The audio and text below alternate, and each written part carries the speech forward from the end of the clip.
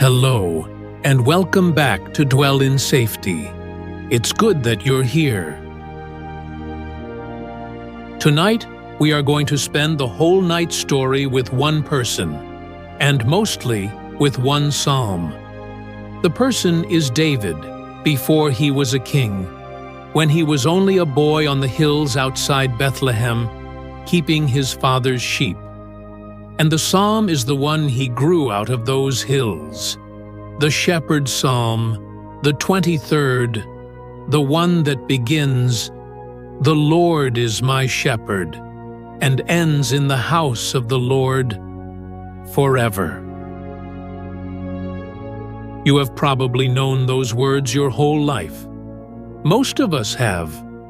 They are read at bedsides and gravesides, whispered in hospital corridors, taught to children who can't yet reach the light switch. They are the most familiar words in the whole Bible. And familiarity sometimes is a kind of fog. Tonight, we are going to walk through the Psalms slowly, line by line, the way you'd walk a beloved old path at dusk, and let David's own life show us what each line looked like before it was famous. What green pastures actually were. Why the waters had to be still. What a rod and a staff were for. There is nothing to learn tonight, and nothing to keep up with. The story moves at a sheep's pace, which is to say, slowly, with many stops. If you drift off somewhere on the hillside, that is exactly right. Shepherds keep watch precisely so that everyone else can sleep. So settle in now. Let the covers take your weight. Let your jaw unclench and your hands soften, and the day roll off you like water off a hillside. You don't need to remember any of this. The shepherd remembers the way. And if tonight finds you worn thin, or worried, or simply tired in that deep way that sleep doesn't always fix, you are in especially good company. The Psalms we will read tonight were written by a man who knew every kind of tired there is, and wrote anyway. And what he wrote has been holding up the weary for 100 generations. These words were built for nights exactly like yours. They know their work. Let them do it. Let's go out to the hills. The path out of Bethlehem drops eastward from the town gate, past the last terraces, and within half a mile the houses are behind you, and the land opens, fold after fold of pale hill running down toward the wilderness, going gold now in the late light. Somewhere ahead, bells. A dog's bark once, carried on the wind, and a thin line of sheep threading home along a ridge, with a small figure walking behind them, unhurried, a staff in his hand and a harp across his back. There he is. Keep him in sight. We will be following him all night, and he is very easy to follow. He never once moves faster than the slowest of the flock. That is worth one slow breath before we begin, because it is the pace of everything that follows, and it is the pace of the whole psalm, and, if the psalm is right, it is the pace of God with you. Never faster than the slowest of the flock. The lambs set the speed. The old ewe sets the speed. The limping one sets the speed, and no one is scolded for it. And the shepherd, who could walk these hills at 3 times the pace, has folded his stride down to theirs without a thought. Because arriving together is the whole point of arriving. Whatever pace you manage today was, by pasture law, the right one. the shepherd adjusted. He always does.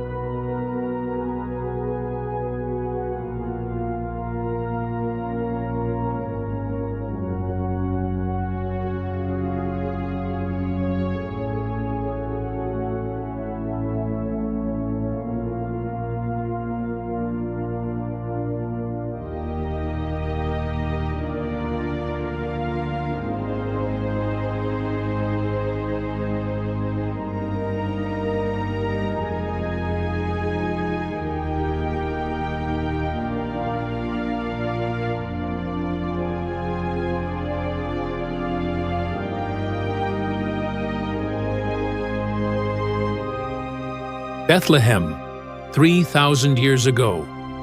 A small town on a ridge in the hill country of Judah, terraced with olives and vines, surrounded on every side by open pasture that rolls away toward the wilderness.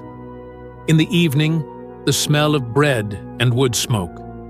In the morning, bells and bleating, as the flocks move out through the gates to the grazing lands. In this town lives a man named Jesse, who has 8 sons, and the youngest of the 8, the one least likely to be called in for anything important, is a boy named David. Being the youngest of 8 in that world meant you got the job nobody else wanted, and the job nobody else wanted was the sheep. Out at dawn, back at dusk, or often not back at all, nights spent under the open sky with the flock folded into some rocky hollow, the boy lying across the entrance of the sheepfold, because the shepherd himself was the door. Long days of walking, long silences, weather, wolves sometimes, and once, famously, a lion, and once a bear. It was lonely work, low work, and nobody in the house thought much about the boy who did it. But something was happening out on those hills that nobody could see. The boy was learning the 2 crafts that would shape everything he ever became. He was learning sheep, and he was learning God, and he was discovering slowly, year by year, that the second craft looked remarkably like the first.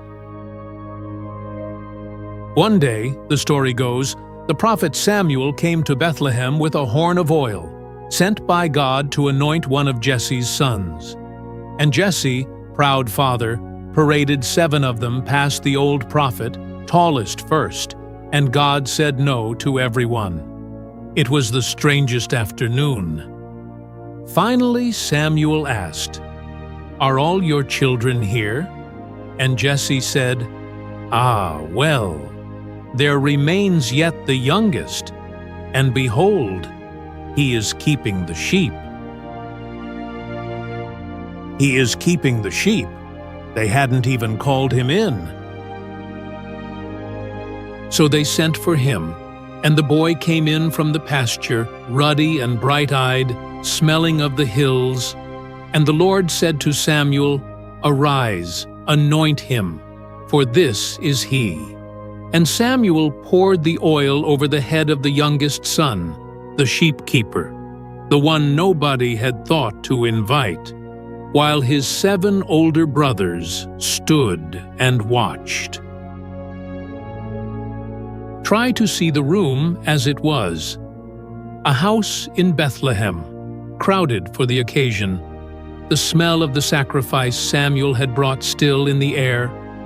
7 tall brothers in their best clothes, arranged and rearranged by a hopeful father.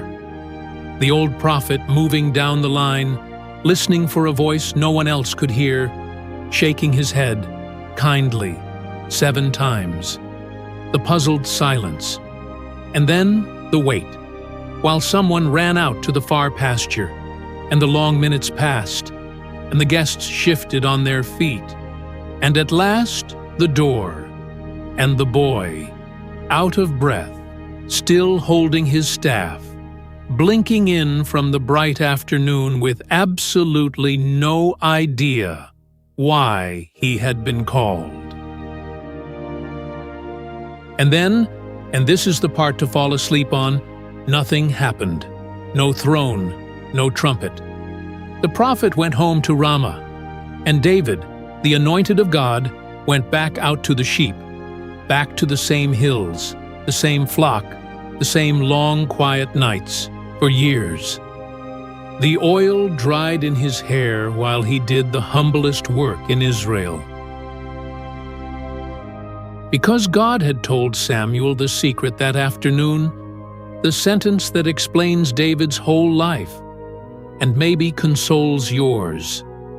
Man looks at the outward appearance, God said, but the Lord looks at the heart. God had been watching the pastures all along. The hills were not David's obscurity. They were his school. Every quiet, unseen, faithful year out there was being counted and treasured and used. And think of what the sheep years were quietly building into him, deposit by deposit, the way water builds limestone, patience from 10,000 slow afternoons, courage from the nights when something moved beyond the firelight and there was no one to call, watchfulness, gentleness with the weak and the newly born, the habit of being responsible for lives that could not thank him. And underneath it all, the deepest deposit, the settled knowledge of being companioned in empty places, of a presence in the pastures that never once left him alone with the flock. Israel would need a king with exactly that formation, and no palace could have provided it. Only the hills. God was not overlooking the boy in the fields. He was making him there. And if your own life has hills like that, long stretches of faithful work that nobody sees, seasons where you feel like the one they didn't call in from the field, then this first block of the story is yours to keep. The Lord looks at the heart. He was watching the pasture the whole time. He still is. From Psalm 78, the psalm that remembers. He also chose David his servant, and took him from the sheepfolds. From following the ewes that have their young, he brought him to be the shepherd of Jacob, his people, and Israel, his inheritance. So he was their shepherd according to the integrity of his heart, and guided them by the skillfulness of his hands. Psalm 78. So it begins. The youngest son, keeping the sheep, anointed and then sent back to the pasture, because the pasture was the school, and God looks at the heart.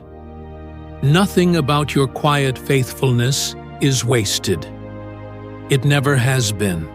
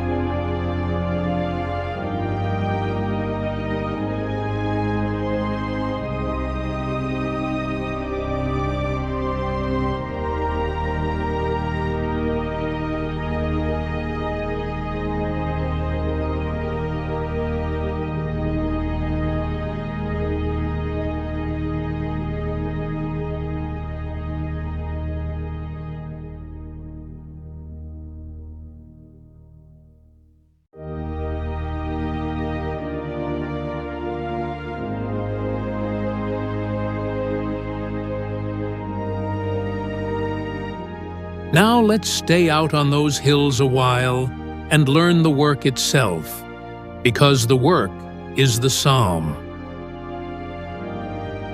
The Lord is my shepherd, David would one day write. I shall lack nothing. To understand what he meant, you have to understand what he did, hour by hour, for those hidden years. A shepherd in the Judean hills was not a man leaning on a fence watching animals graze. The land there is dry and stony. Grass grows in patches, thin here, sweeter over the next rise, and water is scarce and far between. Left to themselves, sheep in that country would starve beside a bare slope, or drink from nothing at all. Everything they needed existed, but only the shepherd knew where.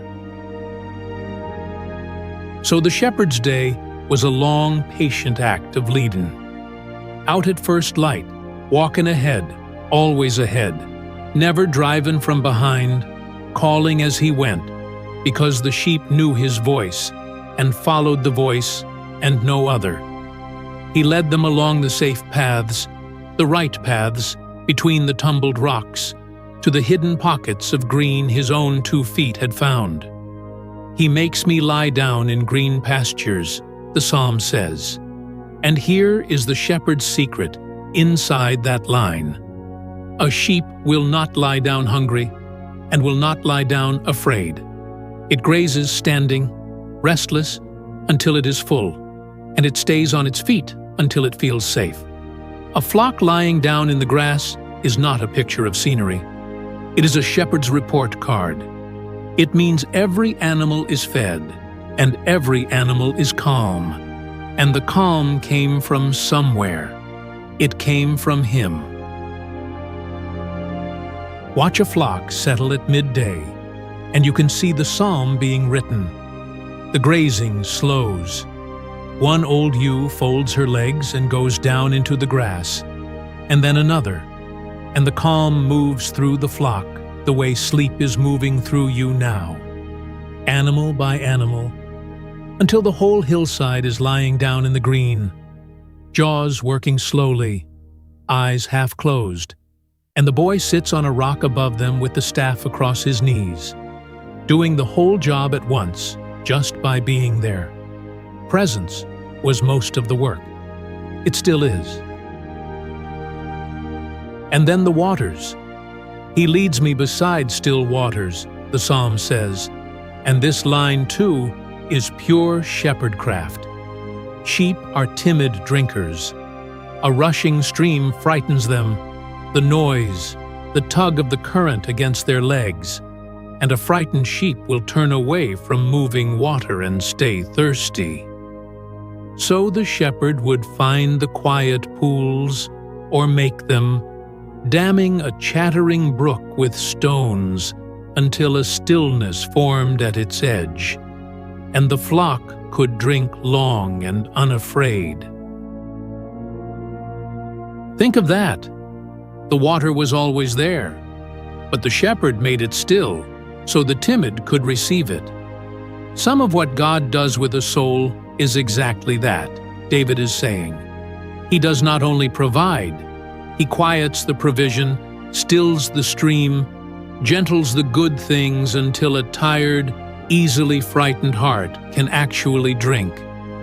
He restores my soul, the next line says, and the word is the word for bringing back what wandered, turning back what strayed, returning what was lost to where it belongs.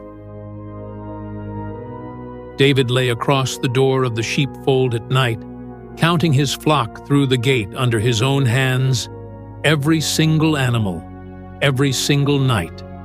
And somewhere in those years, the great sentence formed in him, the sentence underneath all the others: "What I am to these sheep, someone is to me." All this leading, all this finding, all this stilling of waters, I am not only the giver of it, I am also the receiver. The Lord is my shepherd. The shepherds of that country knew their sheep the way you know the people you live with. Each animal had a name and answered to it. The old ewe who always lagged at the third rise, the black-faced yearling who startled at hawks, the lamb with the notched ear who had been carried home across shoulders once and never forgot the warmth, and still pressed close on cold evenings. Nothing about any of them was general to the shepherd. It was all particular, all named. That is the knowing inside the Psalm's first line, and it is the knowing you are lying inside of right now. Not the distant awareness of a keeper of crowds, but the gate hands of a shepherd who reads his own, one at a time, by name, every night, without fail. And so are you the receiver, tonight, fed today by paths you mostly didn't notice, led here to this quiet fold, this bed, this stillness at the edge of the stream. The flock is in, the gate is counted. You can lie down now, the way sheep lie down, which is only ever when they are safe. The opening of Psalm 23, the lines we have just walked. The Lord is my shepherd, I shall lack nothing. He makes me lie down in green pastures. He leads me beside still waters. He restores my soul. And from Psalm 95, for He is our God, we are the people of His pasture and the sheep in His care. Psalm 95. So the shepherds watch. Green pastures mean a flock fed and unafraid. Still waters mean a stream gentled for timid drinkers. And a soul restored means a wanderer brought home as often as it takes. You are in the pasture now. The shepherd is the door. Sleep is safe.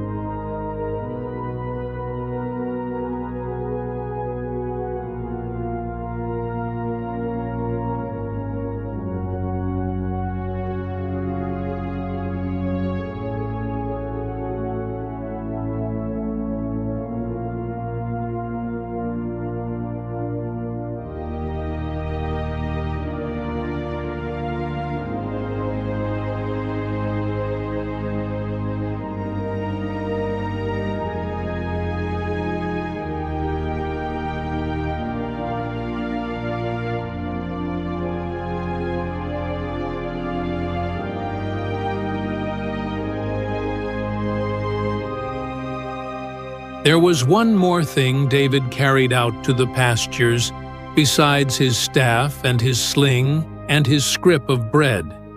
He carried a harp, a small lyre, a kinnor, light enough to sling across a boy's back, a frame of wood, and a handful of strings.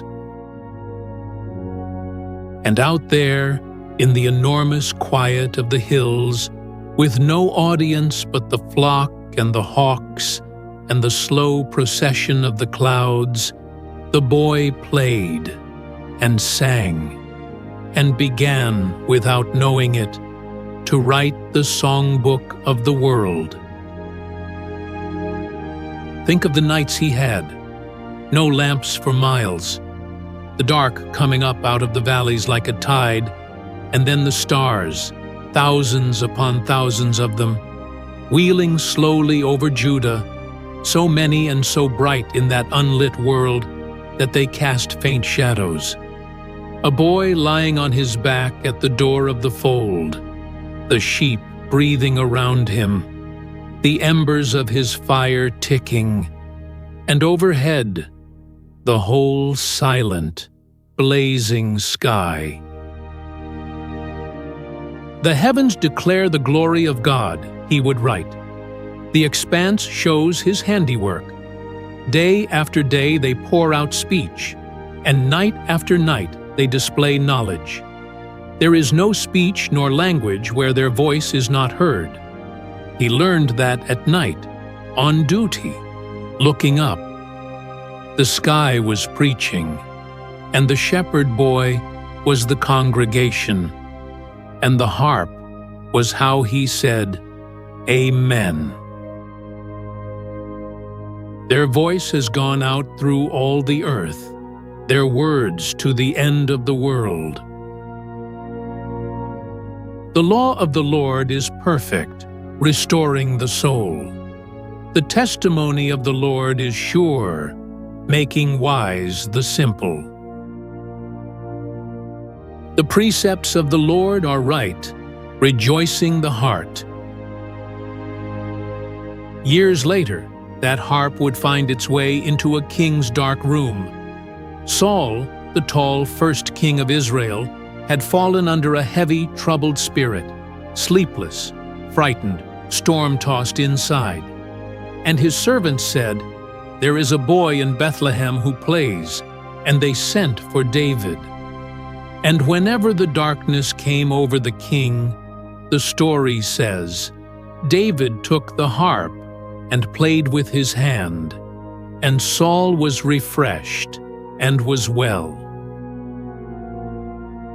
Music from the pastures carried into a palace to quiet a troubled mind at night, which is, if you think about it, very nearly what is happening in your room right now. Some songs are built under the stars for exactly this purpose, to sit with the sleepless and gentle the dark. The Psalms have been doing that work for 3,000 years. They are doing it tonight. Picture that palace room as the servants must have seen it. The great king in the shadows, restless, the lamps turned low because light hurt on the bad nights, guards uneasy at the door, and in the corner, on a stool, a shepherd boy with a harp, playing the pasture tunes, unhurried, unafraid, the way you play for sheep, not performing at the darkness but simply outlasting it, note by patient note until the breathing from the shadows slowed and the great restless shape grew still, and somewhere before the lamp burned out, the king slept. The boy would gather his harp and slip out past the guards. No applause, just a hard room, made quiet. It was pasture work, really. He had done it 1,000 times for 1,000 anxious ewes. Peace, it turns out, is portable, and it travels by song.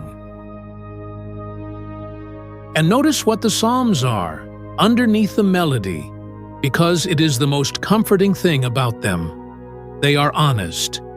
David sang his fear as well as his faith. His questions along with his praise. How long, O Lord? Right beside the Lord is my shepherd. The songbook God kept and canonized and handed down is full of midnight feelings, which means midnight feelings have always been allowed in His presence. You do not have to tidy your heart before bringing it. The harp took Saul's darkness as it was and played anyway. It will take yours. Songs are built slowly, out on hills.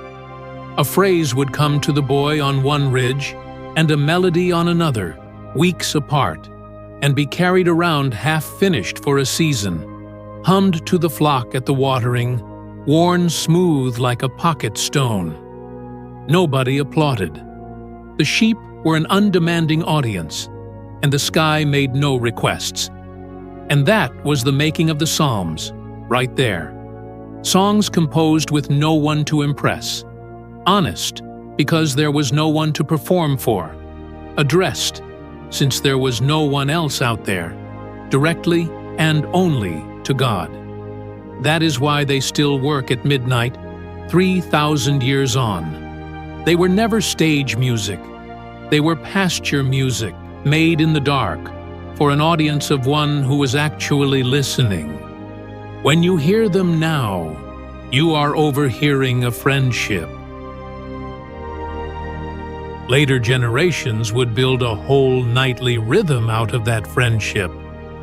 In the temple that David's son raised, singers were appointed, courses of them, so that the music never stopped. And among the psalms they kept was one written just for the night shift, the 134th, the shortest working song in the book.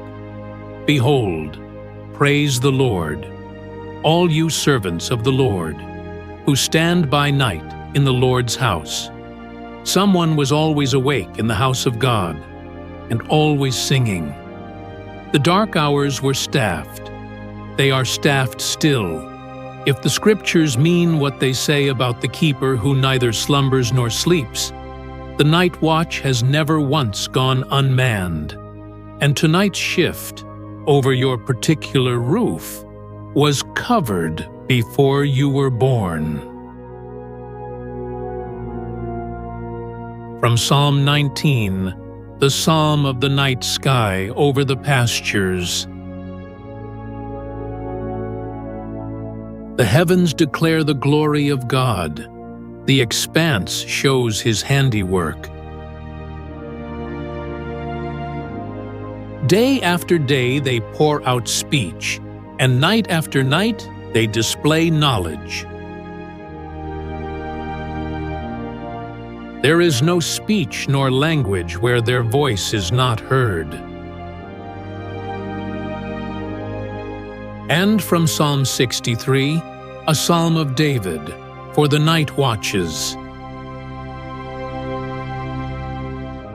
When I remember you on my bed, and think about you in the night watches. For you have been my help. I will rejoice in the shadow of your wings. My soul stays close to you. Your right hand holds me up. Because your loving kindness is better than life, my lips shall praise you.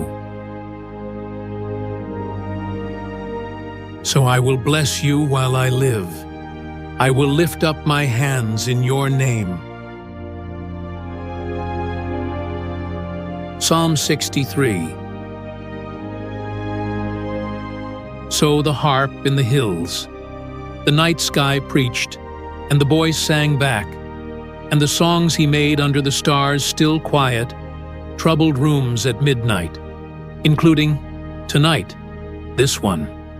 I meditate on you in the night watches. Your right hand holds me up. The music knows the way from here.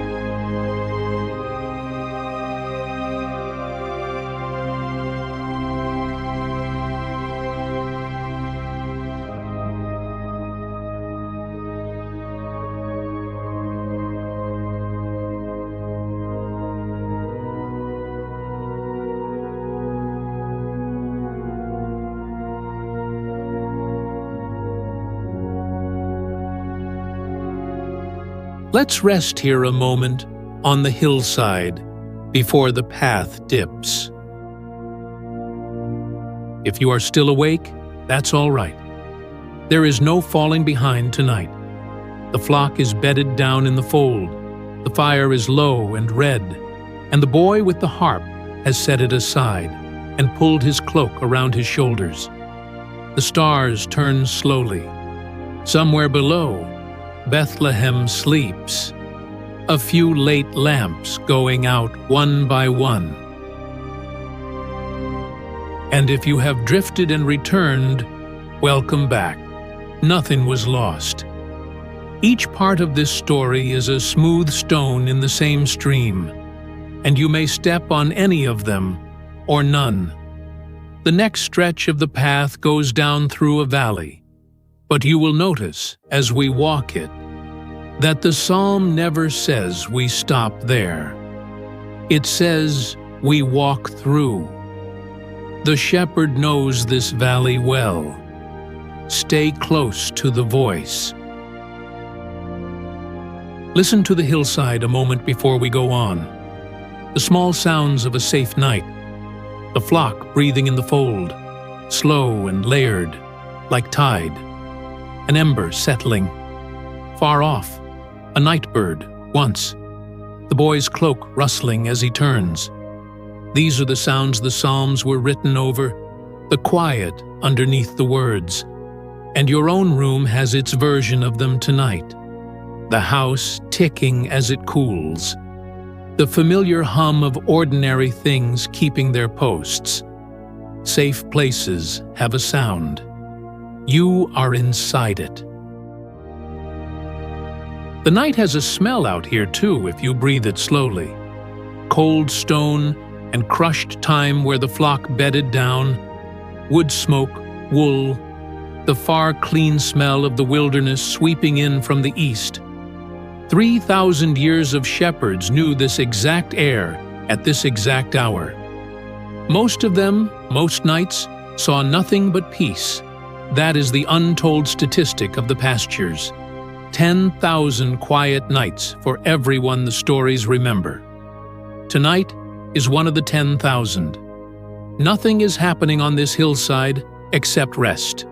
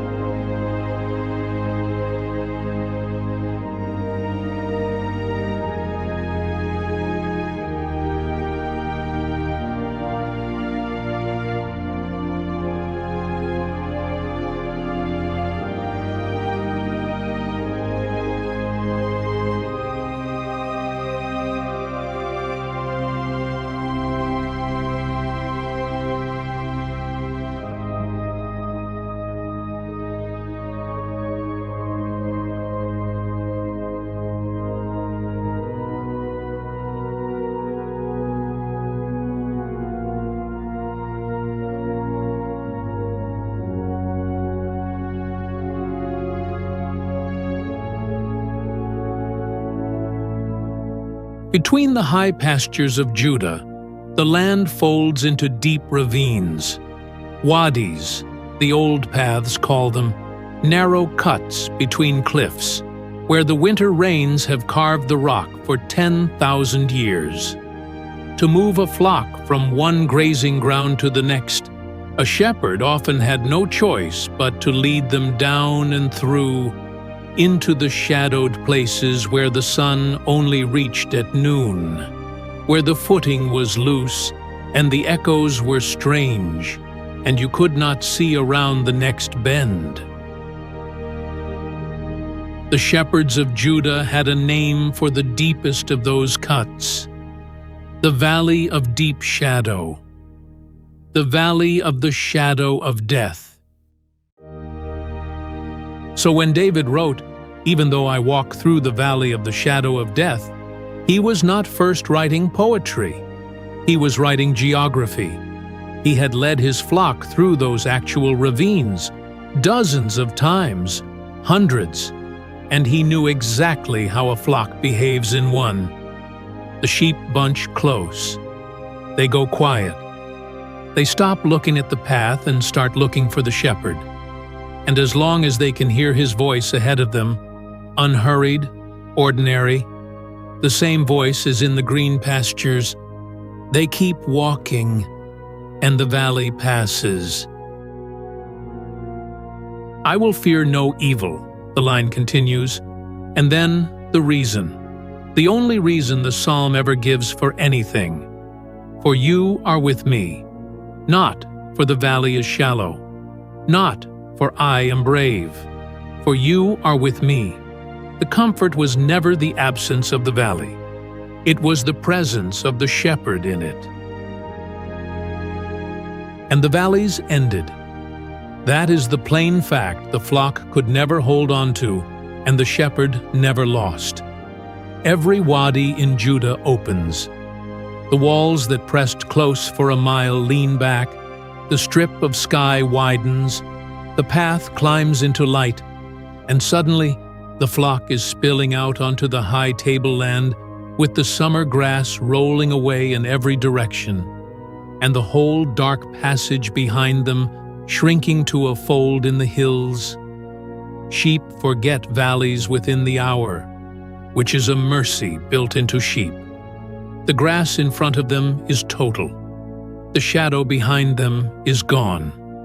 There is a version of that mercy available to you tonight, on loan from the flock. The day's narrow places are behind you now, and the wide place is here, and it is permitted. It is sheep wisdom to let the grass in front of you be total. Your rod and your staff, they comfort me. Two tools, and the boy from Bethlehem had worn the smoothness into both of them with his own hands. The rod was a short club of oak, hung at the belt, the flock's defense, the thing that stood between the sheep and whatever hunted them. David told King Saul once, in plain matter-of-fact shepherd's language, that when a lion or a bear took a lamb from the flock, he went after it and struck it, and delivered the lamb out of its mouth. He didn't tell it as a boast. He told it as a job description. That is what the rod meant. Whatever comes for the flock must come through me first. And the staff, the long crook, was the gentler tool for guiding, for nudging a wanderer back to the path, for reaching down into a crevice and lifting out, carefully, around the body, a sheep that had slipped where it couldn't climb. Defense and rescue, strength and gentleness. They comfort me, David says, and the word means what it says. The sheep is comforted not because the valley is gone, but because it has seen what hangs at the shepherd's belt. Every life walks some of its miles in the wadis, in narrow places where the light is thin and the way ahead bends out of sight. Yours has, and perhaps some part of your life is in one tonight. The psalm does not pretend otherwise. That is why the whole world trusts it. It only says, "Walk through, the path continues. The valley has another end, and the voice going ahead of you in the dark is the same voice from the green pastures, unhurried and armed and kind." The shepherds knew something else about the wadis, a plain practical thing that preaches all by itself.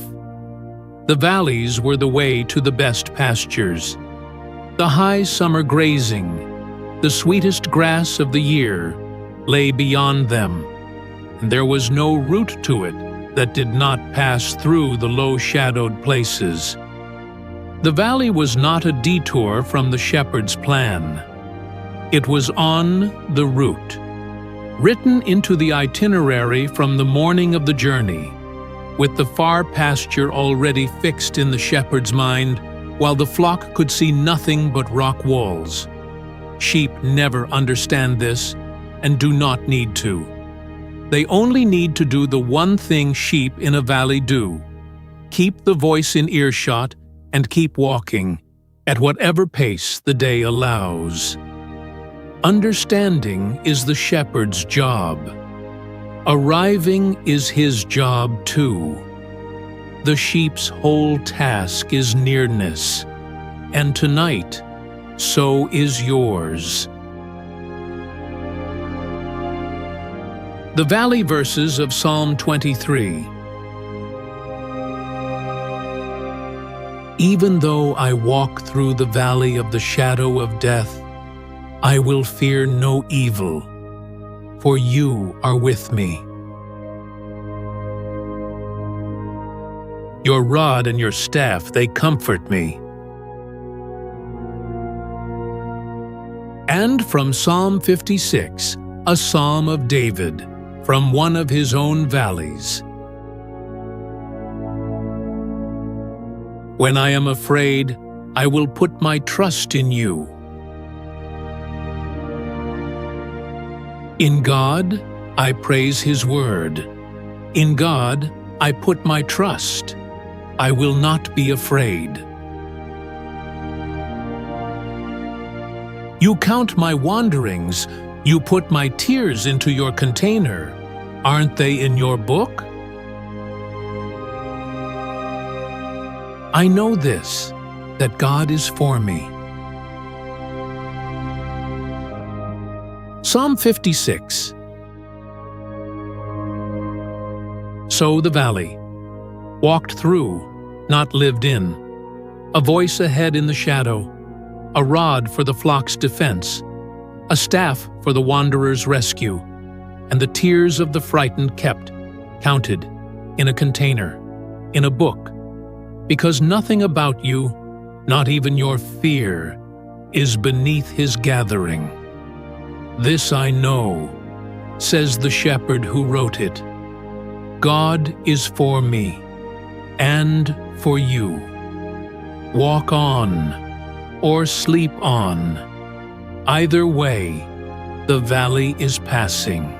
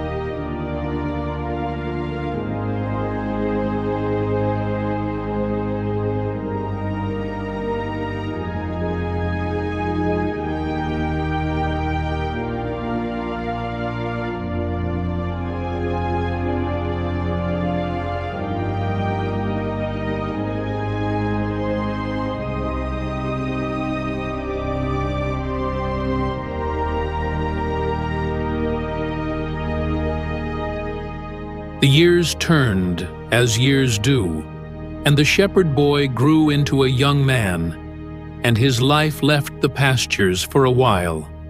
He served in the king's house, he married. He became beloved in Israel, so beloved that the troubled king grew afraid of him. And the day came when David had to leave everything and go back out into the wild country, not as a shepherd this time, but as a fugitive.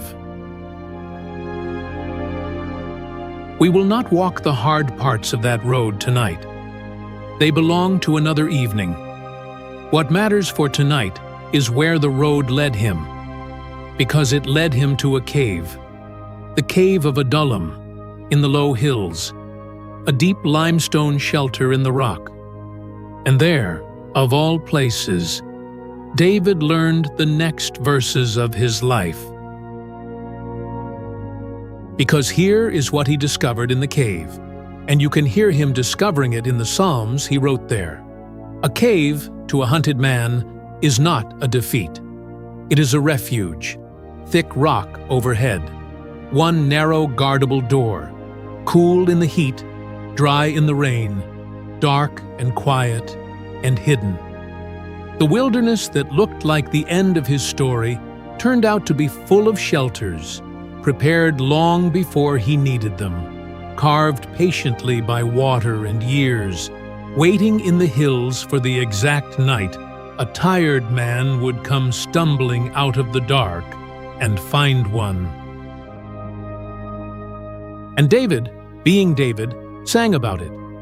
In you, Lord, I take refuge, the cave psalms begin. Be to me a strong rock, a house of defense to save me. For you are my rock and my fortress. He looked at the limestone over his head and understood. This is what God is. Not a fair-weather God of the green pastures only, but a God of thick walls and one guarded door, a God you can get inside of. The word refuge appears in the Psalms more than 40 times, and most of them were learned in places like Adullam, the hard way, which is the way that holds. And one more thing happened at that cave, a gentle thing. Word got around, and people began to arrive. His brothers came, and his father's whole house. And then others, the story says, everyone who was in distress, everyone who was in debt, everyone who was discontented, gathered themselves to him, and he became captain over them. About 400 at first. Think of that picture.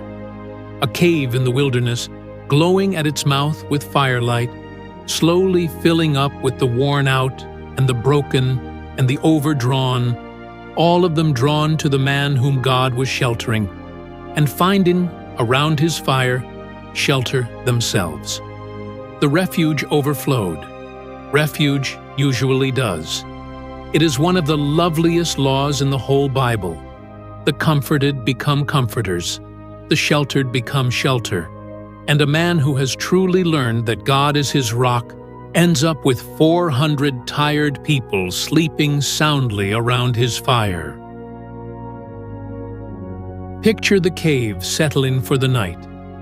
The fire banked at the mouth, watchmen posted and relieved in low voices, and back in the deep, dry dark, 400 sleepers rode like a strange harvest, men who a month ago had been lying awake in 400 separate troubles, sleeping now the heavy, unguarded sleep of people who have finally put something solid between themselves and their pursuers.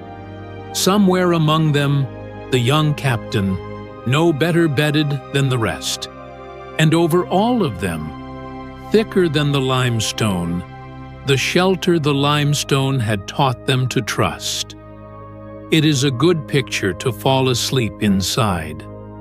The whole room resting on rock. Yours is too. So if this season of your life feels more like a cave than a pasture, take the cave psalms with you tonight. The rock over your head was prepared before you needed it. The door is guarded, and it is entirely possible that your shelter someday will have room around its fire for others who are still out in the dark. It usually works that way. Rain came some nights over the low hills, and there may be no deeper comfort in the world than shelter in rain. The sound of it beginning far off, hissing over the slopes. The first fat drops at the cave mouth, and then the steady gray curtain of it, inches away, while inside the fire snapped, and the smoke curled along the ceiling stone, and 400 weary people, debtors and runaways, and the plain worn out, pulled their cloaks closer and listened, dry, to weather that could not reach them. Some of the refugees' psalms have that sound in them still, if you listen. The storm described from inside the shelter. Let the floods clap their hands, the psalms say. Let the storm do what storms do, and the singer's voice is steady. Because between him and all of it, there is rock. The weather of your life may be doing what it does tonight. You are describing it, if you think of it at all, from inside.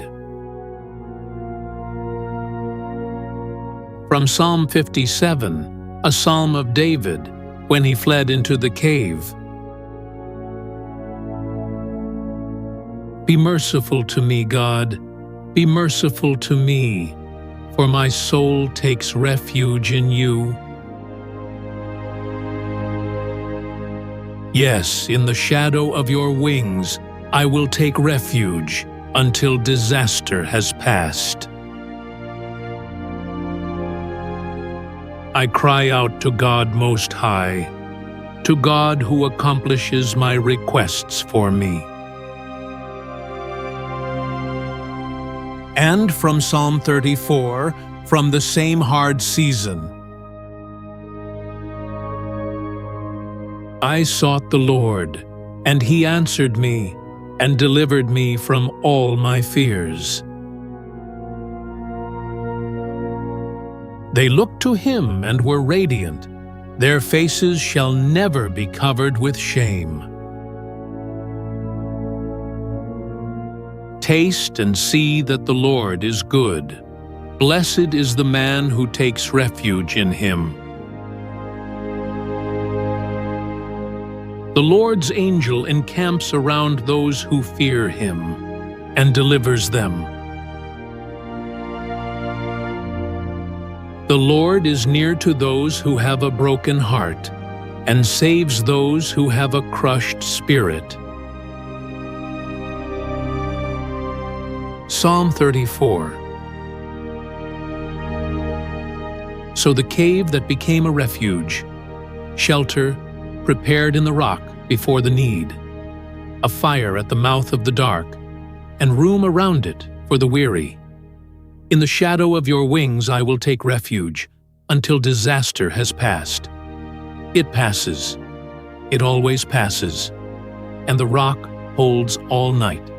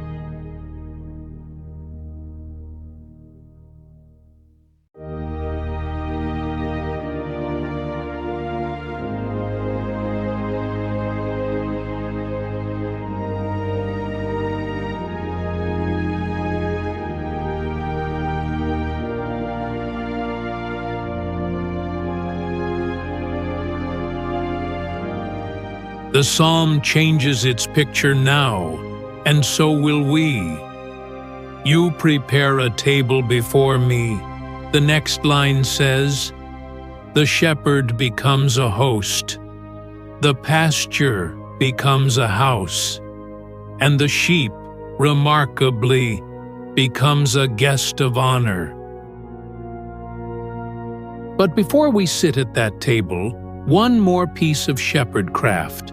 Because the anointing in this verse began, like everything in this psalm, out on the hills. You anoint my head with oil. At the end of a grazing day, a good shepherd stood at the door of the fold and let the flock file past under his hands, one by one. And this was called rodding the sheep, counting them under the rod, and it was also an examination. He checked each face, and where he found scratches from the thorn scrub, or the raw torment of the nose flies that plagued the flocks in summer, he drew out a horn of olive oil and anointed the wounds, working the oil in with his fingers, so the hurt could heal and the tormented animal could finally rest its head. Oil in that world was medicine and welcome and honor all at once. So when David says, "You anoint my head with oil," he is saying, "I have been let in at the door, examined kindly, and tended. The day's scratches have been seen to. And my cup," he adds, "runs over, filled past the brim, because the host was not measuring." And David, when he finally became king, after all the caves, set exactly that kind of table himself. There is a small story from his reign, easy to miss, and it is one of the tenderest in all the scriptures. David asked one day, "Is there yet any who is left of the house of Saul, that I may show him kindness?" Saul, the king who had hunted him. And there was one, a grandson, a young man named Mephibosheth, lame in both feet since childhood, living in obscurity far from the court, expecting, when the king's men came for him, the very worst. And David said to him, "Don't be afraid, for I will surely show you kindness for your father Jonathan's sake, and you shall eat bread at my table continually." And so it was. The frightened, limping young man from nowhere ate at the king's table, the story says, like one of the king's sons, every day, for the rest of his life. You prepare a table before me in the presence of my enemies, the psalm says, and Mephibosheth is what that verse looks like from the guest's chair, a place set on purpose for someone who could never earn it and never repay it, by a host who had every reason not to, and did it anyway, for love of someone else. The old teachers saw in that story the shape of the whole gospel, and they were right. There is a table like that, and there is a place at it with a name on it, and the name is yours, and it was set for you for the sake of someone who loved you first. And hospitality in that world was a solemn art with oil at the center of it. A guest arriving at evening, dusty from the road, was met at the door, and water was brought for the feet, and then the host himself poured a little fragrant oil over the guest's head. And with that anointing, something changed in law and in heaven. The traveler was now under the roof's protection, a member of the household for as long as he stayed. You did not anoint someone you intended to turn out at midnight. The oil was a promise with a scent. So when the psalm says, "You anoint my head with oil," hear the whole custom inside it. You have been received at the door, formally, fragrantly, irrevocably. The house has taken responsibility for you. Turning you out is no longer among the possibilities of the night. And the cup. In that same custom, the host kept the guest's cup filled through the evening, and the state of the cup was a message both ways, filled to a polite level, welcome within measure.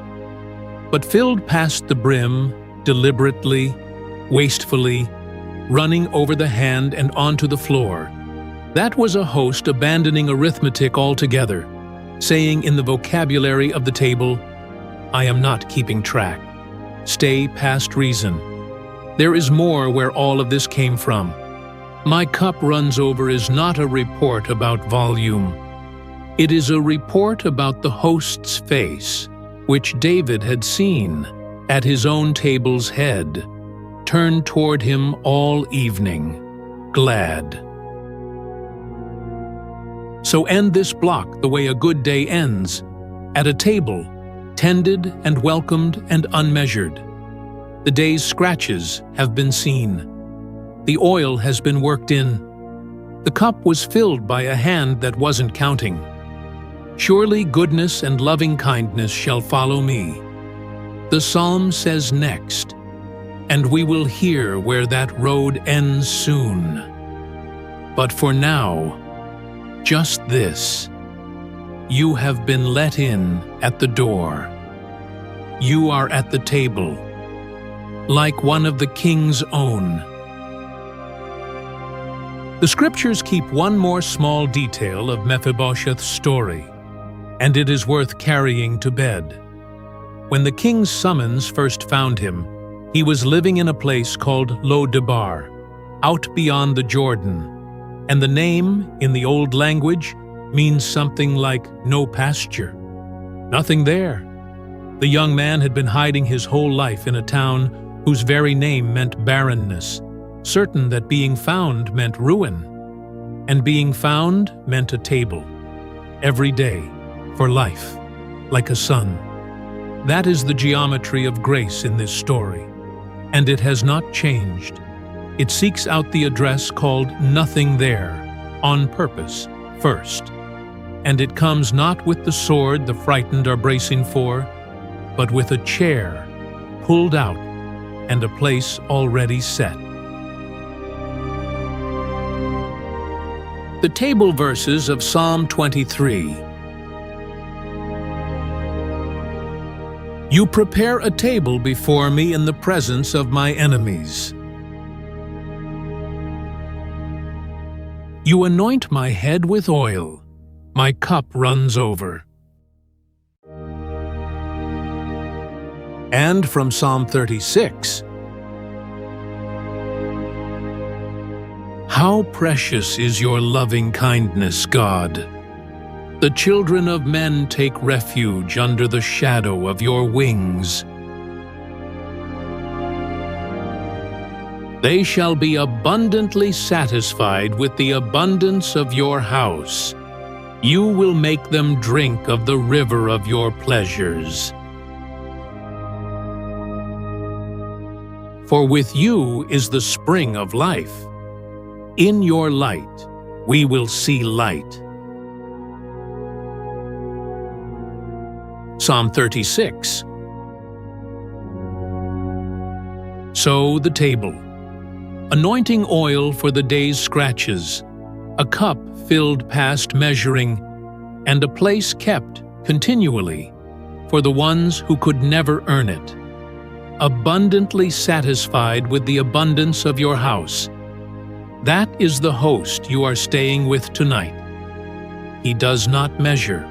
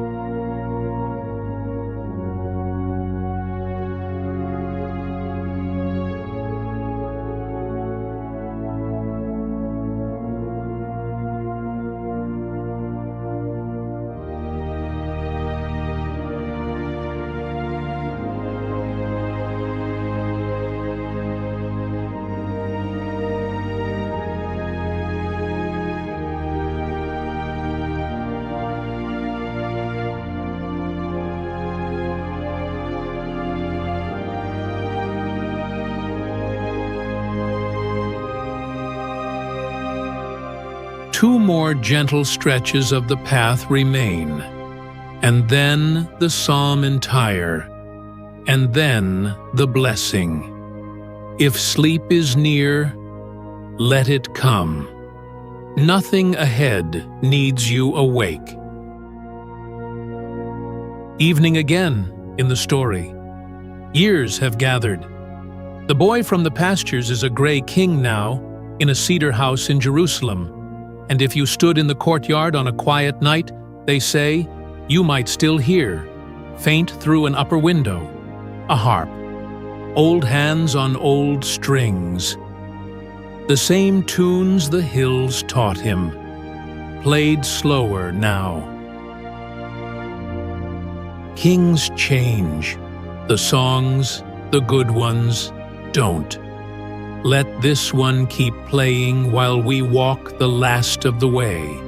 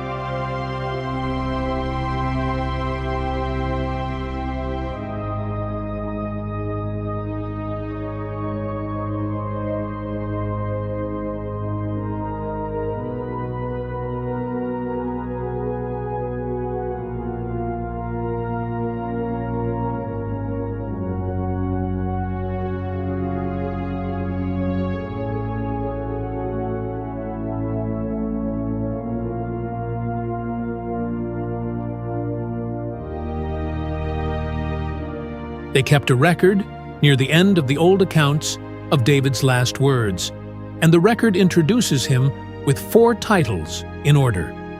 David, the son of Jesse, the man who was raised on high, the anointed of the God of Jacob, and then the last title, the one that outlived all the others, the sweet psalmist of Israel. Not the giant killer, not the empire builder, the psalmist. The songs were the legacy. The kingdom passed to other hands within a generation or two. The songs are being sung tonight in every language on earth, and one of them is being read to you right now. And what did the old king sing about in those upper window evenings? The Psalms tell us, because many carry the marks of his later years. He sang about goodness that had followed him. Surely goodness and loving-kindness shall follow me all the days of my life, the Shepherd Psalm says, and the verb there is strong. It means to pursue. Goodness had chased him down every road of a long and complicated life, through pastures and valleys and caves and palaces, through his best days, and, the record is honest, through his worst. Mercy had come after him like a shepherd after a straying sheep, and had always caught up. That is the testimony of an old man looking backward, and it is worth more than all the promises of a young one looking forward. He checked the record of his whole life, and the pursuing mercy was on every page. He sang, too, the evening psalm, the 4th, the one we read a week ago and will read again tonight, because it belongs to every night. In peace I will both lay myself down and sleep. For you alone, Lord, make me live in safety. And he sang the small psalm, the 131st, the one about the weaned child, the quieted soul. My heart is not proud, the old king sang, who had every reason for pride. I have calmed and quieted my soul. The man who had held Israel's whole story in his hands had learned, at the end, to sit on a lap like a child, wanting nothing. And this is the last gift of David's old age to your night, right now. The life behind him had held everything a life can hold, and more than one valley darker than any wadi in Judah. And the summary he chose, with all the evidence in, was, goodness followed me, mercy pursued me, I can lie down in peace. The witness of the whole long road is that the shepherd never once lost the sheep. Not in 70 years, not in one night of them. He will not begin with you, and he will not begin tonight. There is a picture from those last years that the old accounts preserve almost shyly. The king could no longer get warm, and the household drew close around him, and the business of the kingdom went on in lowered voices in other rooms. And still, at evening, the Psalms, sung over him now as often as by him, because that is what he had built without meaning to, a household, a nation, that answered the dark with singing, because one boy on a hillside had started the custom 70 years before. The songs he made to keep himself company in the pastures came back at the end to keep him company in the going. Bread cast on the waters, returning. Whatever you make of your hard and quiet hours, however small it seems, may be the very thing that comes back to hold you and others after you at evening. His did. It is holding you tonight. And his last recorded words, when they came, were not commands and not regrets. They were, of course, a song. One more psalm spoken from the pillows, about mourning. One who rules over men righteously, the old voice said, who rules in the fear of God, shall be as the light of the morning when the sun rises, a morning without clouds, when the tender grass springs out of the earth, through clear shining after rain. Tender grass, clear shining after rain. 70 years from the pastures, with everything else stripped away. The pictures that remained were the pastures' pictures still. Sunrise on grazing land, grass after weather. The hills had gone all the way down into him. The first landscape was the last language. What is planted in the quiet years never leaves. From Psalm 23, the pursuing verse. Surely goodness and loving kindness shall follow me all the days of my life. Psalm 4, the evening psalm of David. In peace, I will both lay myself down and sleep. For you alone, Lord, make me live in safety. And Psalm 131, the psalm of the quieted soul, all of it, slowly.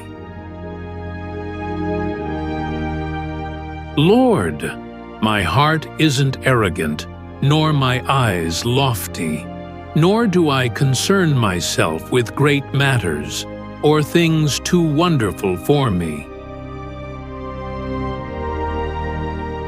Surely I have stilled and quieted my soul, like a weaned child with his mother, like a weaned child is my soul within me. Israel, hope in the Lord, from this time forward and forevermore. Psalm 131. So the king who still sang. 4 titles, and the one that lasted was psalmist. A whole long life audited at evening, and the finding was mercy, on every page, pursuing. You can stop running from the thing that is following you. It is goodness. It has been goodness the whole time.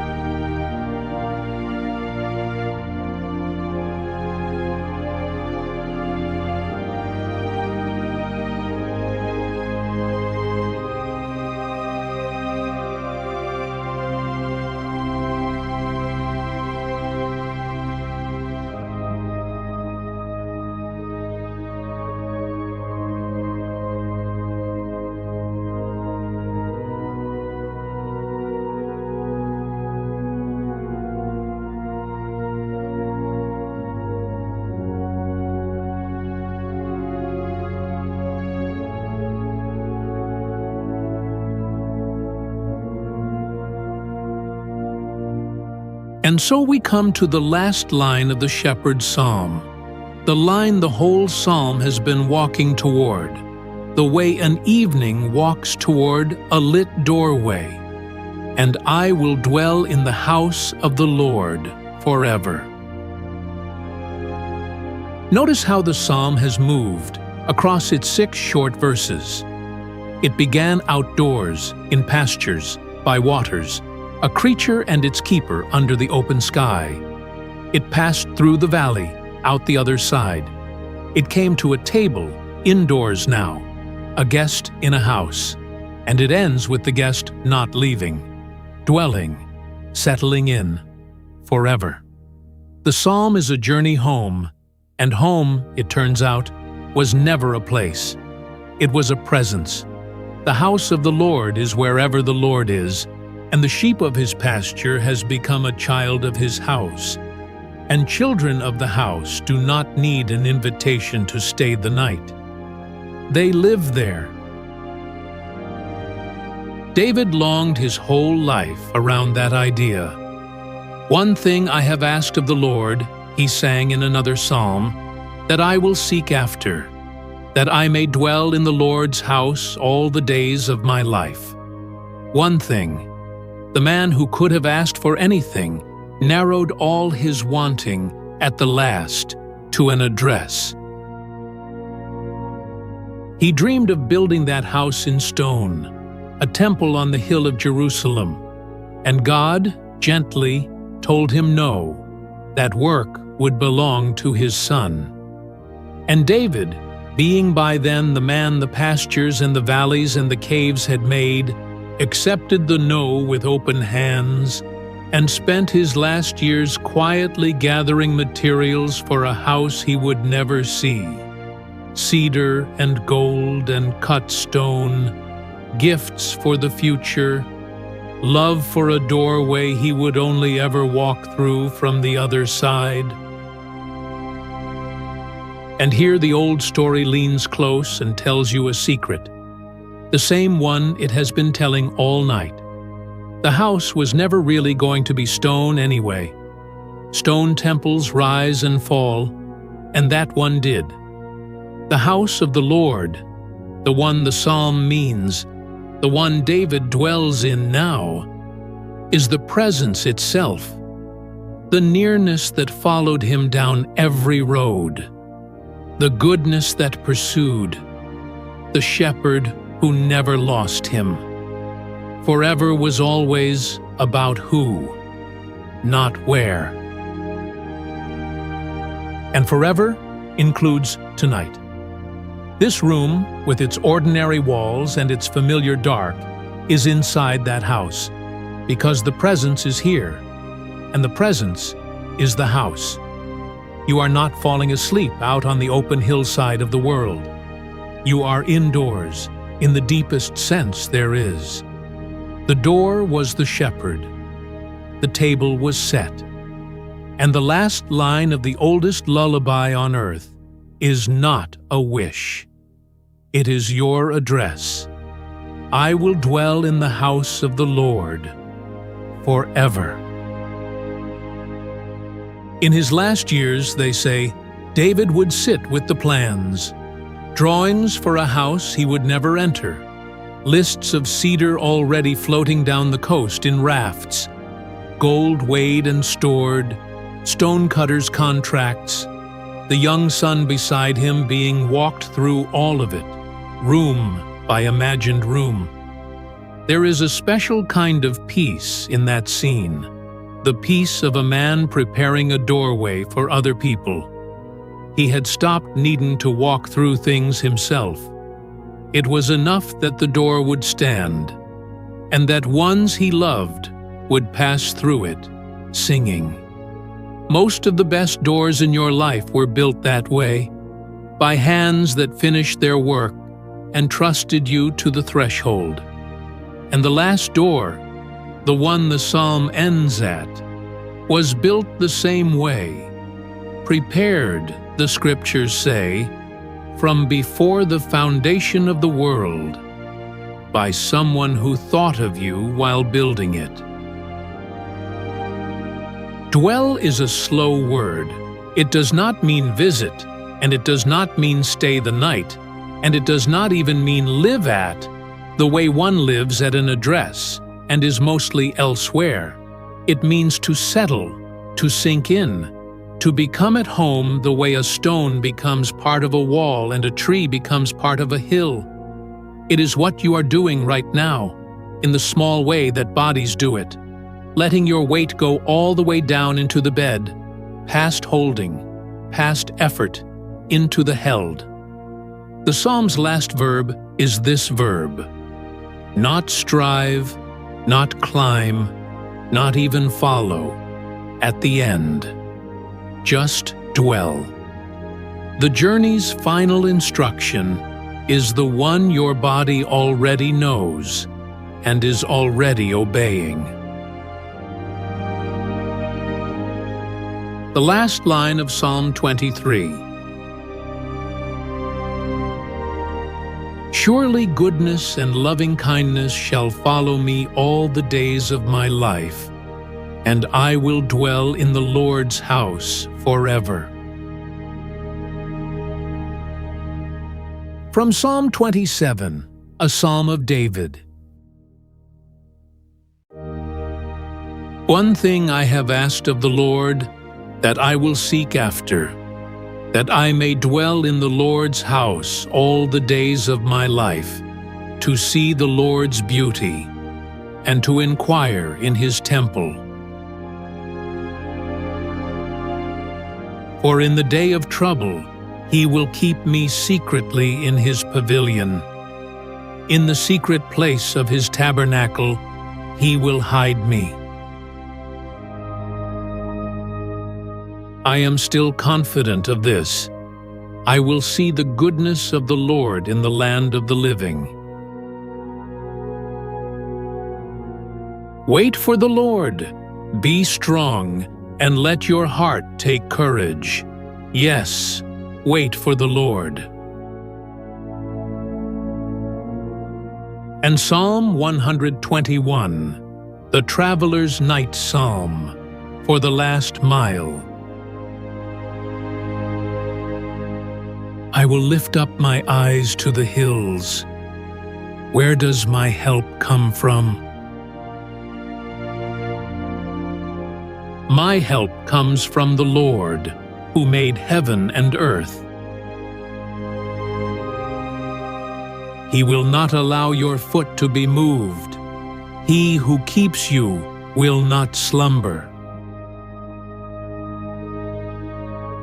Behold, he who keeps Israel will neither slumber nor sleep. The Lord is your keeper. The Lord is your shade on your right hand. The sun will not harm you by day, nor the moon by night. The Lord will keep you from all evil. He will keep your soul. The Lord will keep your going out and your coming in, from this time forward and forevermore. Psalm 121. So the journey home, from pasture through valley to table to house to forever. One thing I have asked. The address is yours now too. Settle into it.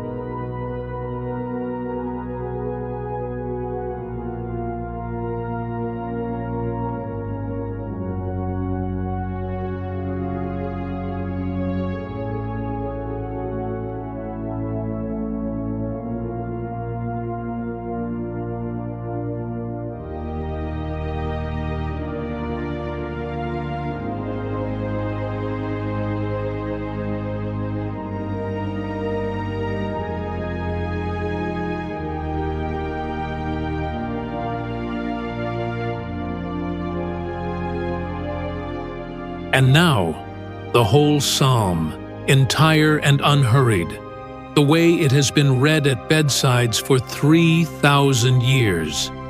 We have walked every line of it tonight. Now, let it walk you the rest of the way. There is nothing after this but the blessing. You can let go completely.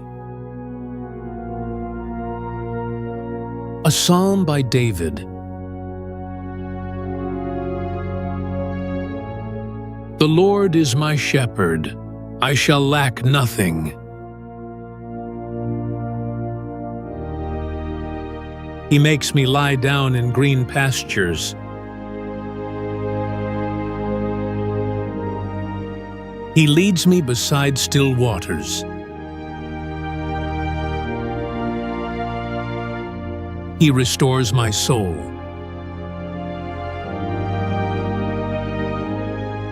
He guides me in the paths of righteousness for His name's sake.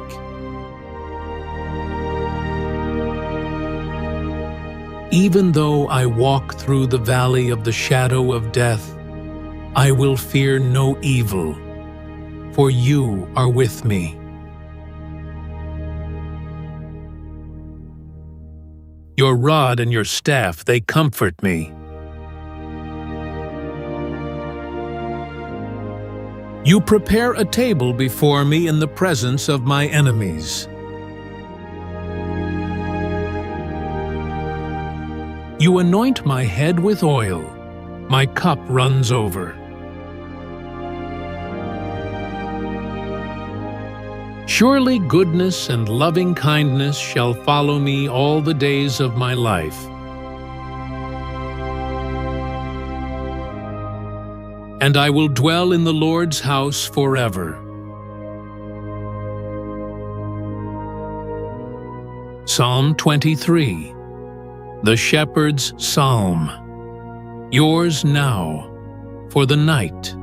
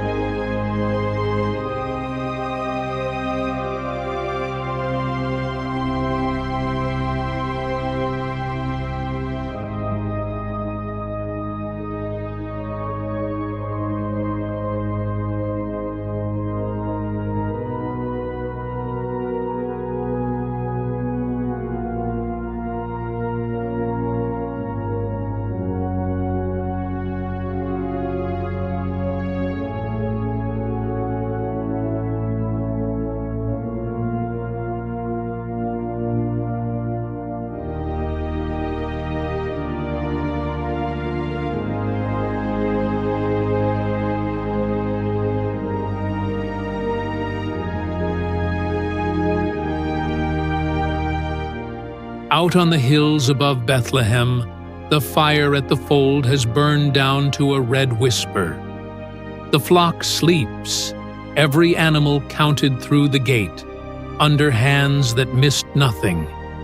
The stars keep turning over Judah, night after night displaying knowledge, and the keeper of the flock keeps his watch, and he will not slumber, and he will not sleep, so that you can do both. Whatever tomorrow asks, the shepherd will already be ahead of it, on the path, calling in the same unhurried voice. You can follow it then. You can rest now. The Lord bless you and keep you. The Lord make his face to shine on you and be gracious to you. The Lord lift up his face toward you and give you peace. Good night. Sleep well. He leads you beside still waters.